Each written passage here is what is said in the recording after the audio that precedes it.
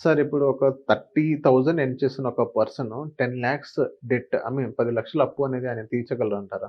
Sir తీర్చగలరా అని అడిగితే తీర్చాలి కదా!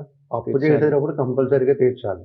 సో, ఆ వచ్చే 30,000 జీతంలో ఎలాగ తీర్చాలనేది మనం మాట్లాడుకోవాలి. That is very important for him.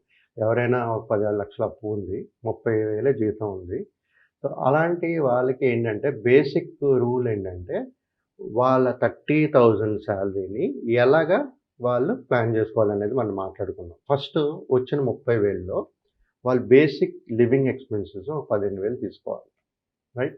తర్వాత అప్పు తీర్చడానికి ప్రతి నెల ఒక 10,000 అమౌంట్ కట్టేటట్టుగా ప్లాన్ చేసుకోవాలి. ఎస్ఐపి. ఎస్ఐపి కాదు. వాళ్ళ అప్పు అప్పు. క్లియర్ చేయడానికి 10,000 ఓకే. ఈఎంఐ అనుకోండి. EMI. Okay. Okay. Done. Done. Done. So, 15,000 వాళ్ళు ఖర్చుకు పెట్టుకోవాలి. 10,000 అప్పు తీర్చడానికి ప్రతి నెల కడుతూ పోవాలి. 5,000 ఓకే. మిగిలింది.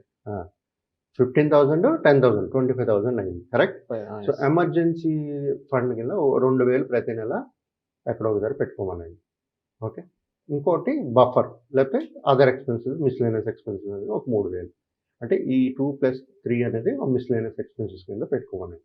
30,000 అయిపోయింది. సో, 10,000 చొప్పున వాళ్ళు కట్టుకుంటూ వెళ్తే ఓకే. సో, అంటే 10,000 ఇంటూ 12 మంత్స్ చేసుకుంటే 1,20,000 పర్ ఇయర్ ఈఎంఐ కడుతున్నారనుకుందాం. సో, అలా కడుతూ పోతే ఆ 10,00,000 రీపేమెంట్ సుమారుగా 7-8 ఇయర్స్‌లో ఆ లోన్ క్లియర్ చేయగలుగుతారు.